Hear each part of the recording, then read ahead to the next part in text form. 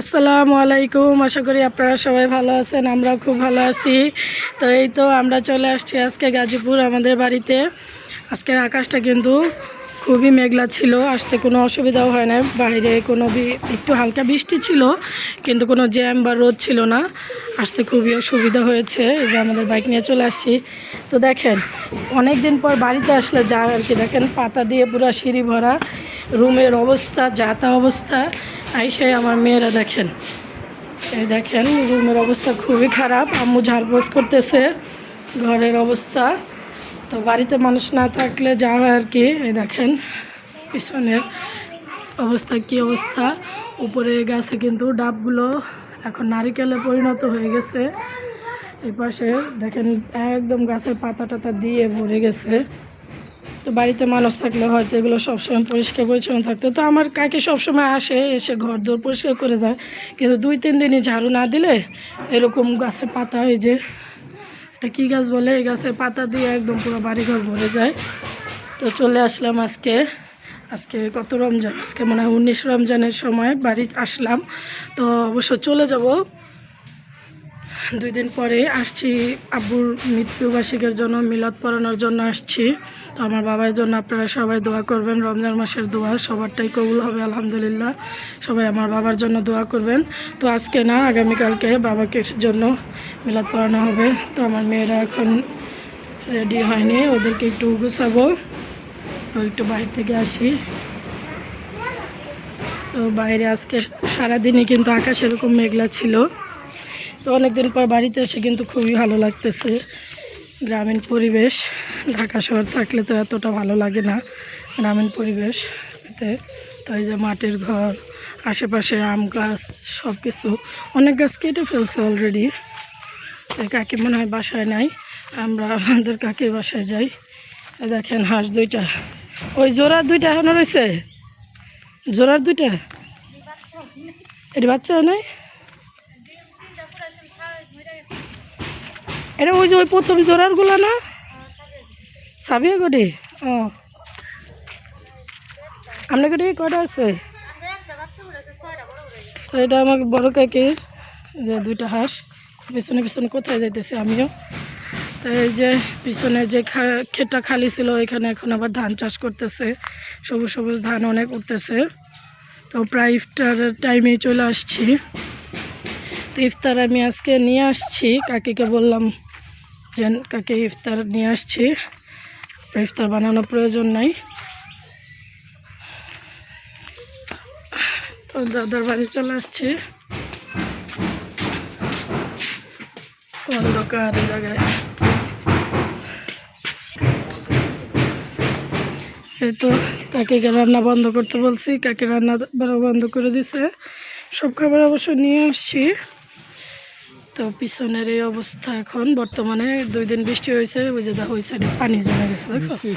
হ্যাঁ, ওই যে আমাদের এখানে 2-3 ফোঁটা পড়ছে রাত্রে, ওই তখন এনে বৃষ্টি হয়েছে। কলা গেছে, কলা ধরছে। এই যে ধান খেতে কত পানি উঠছে,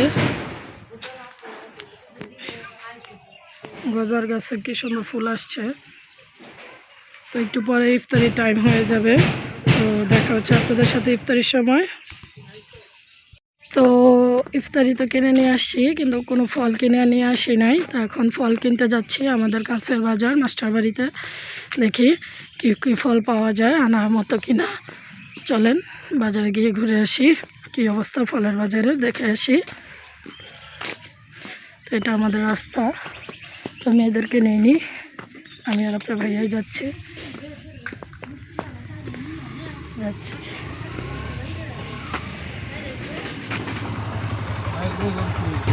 যাচ্ছি আমরা।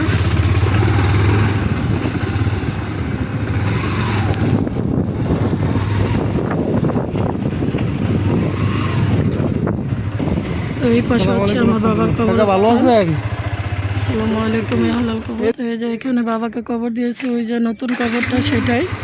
তো এখন আমরা যাচ্ছি, আমাদের বাড়ির সাথে কবরস্থান, রাস্তার একদম পাশে আমরা যাচ্ছি। তো আমাদের বাসার এই যে এই রাস্তা থেকে এই হচ্ছে মেন রোড, অনেক কাছাকাছি মেন রোডের থেকে 2 মিনিটও লাগে না বাসায় যেতে। তো এই যে এটা হচ্ছে একদম এই পাশে হচ্ছে যাওয়ার রাস্তা, এই পাশে পুরো মেন রোড।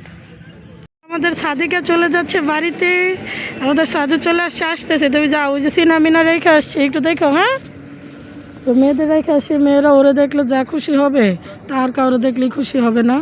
তো এখানে ওরা আসে ওর জন্য, ও আর সাবিয়ার জন্য। তো সাবিয়ার পরীক্ষা, সাবিয়া বাসায় আসতে পারে নাই, তো এখনও মাদ্রাসায় বোর্ডিংয়ে আছে, তো এই শুক্রবার আসতে পারবে না।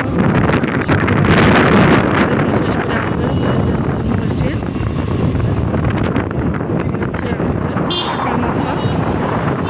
বাজার আসছি, স্থানীয় ফলের বাজারে, ফলের দোকানে চলে আসছি। আজকে এখানে বাজার না, আজকে হচ্ছে বিম বাজার বাজার।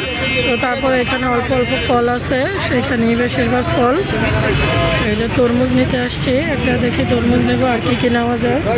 পেয়ারা, তরমুজ, বেল, খেজুর, মালটা, অনেক ফলই আছে এখানে, কিন্তু অল্প পরিমাণের।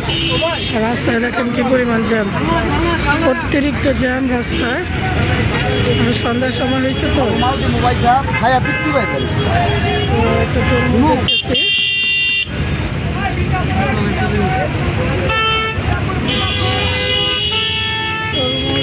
তরমুজ সম্পর্কে খুব ভালোভাবে ধারণা দিতে হবে।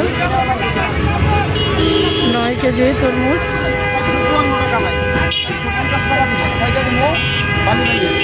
তো তরমুজটা কেটে দেখাচ্ছে কেমন হয় ভিতরে, দেখি।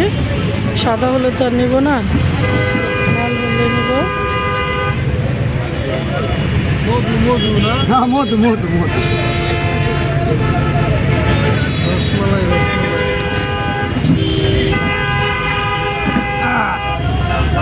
মধু হঠাৎ সুন্দর লাল তরমুজ, একদম খুব সুন্দর। ভাইরাল করে দিন বাবা। তো একটা তরমুজ নিয়ে নিলাম 9 কেজি ওজনে। রাস্তার পাশে বটহালিম দেখে খেতে খুবই ইচ্ছা করতেছে, ইফতারিরও টাইম হয়ে গেছে, তো এখন বটহালিম নেওয়ার চিন্তা করতেছি। এই সাইডে দেখেন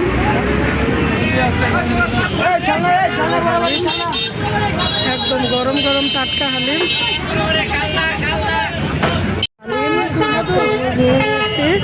এখন আমরা বাড়ি থেকে রওনা দেব।